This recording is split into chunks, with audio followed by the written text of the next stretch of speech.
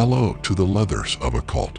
I'm Shia. In this episode, we want to talk about one of the strange supernatural movements that have ruled the world for 50 years, and that called crystallization. People learned that with unique sacred geometry and crystal grids they picked, they could connect individual energy streams and special magics.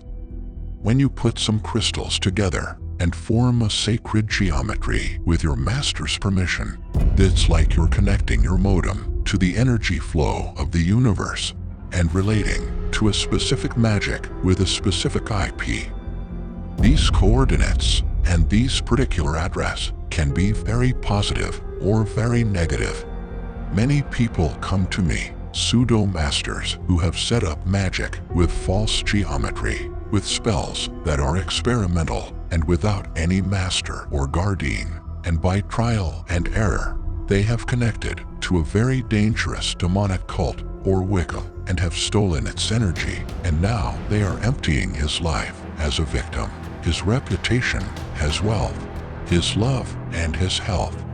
Yes, it can be perilous if you don't know what you are doing. And for my students who know what they're doing, it's like the best fishing ever. Connecting to each other's pure energy on an equal grid. And it's good to know that there are students everywhere in the world, and a grid is arranged, and whoever is doing a spell shares his energy with the rest of the students. What is the key to entering each of the crystal clans? A sacred geometry that only the master knows.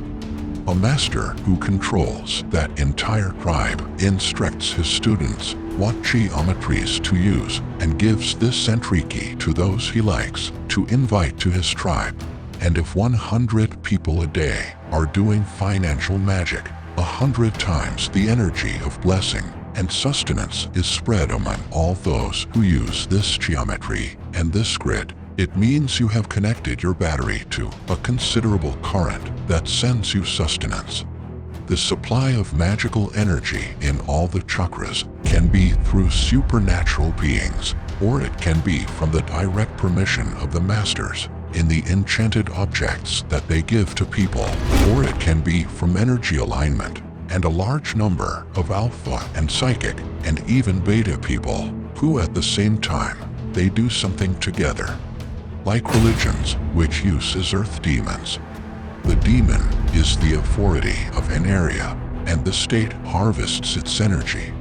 For example, House of the Cob itself, which is in a particular land, gives energy to that land, and you harvests its energy. The government owns the land. Spiritual students, whatever magic they want to use, be it telepathy or telekinesis, pyrokinesis, or healing, or divination, need energy for everything, or there should be a vast grid everywhere in the world that you connect your grid to. Your grid is charged daily and has the energy of these actions, or you should be austere. With suffering in a certain spirituality, from certain mysticisms to spiritualities such as Krishnaism, you should be so austere that you raise your spiritual energy, or that from the beginning.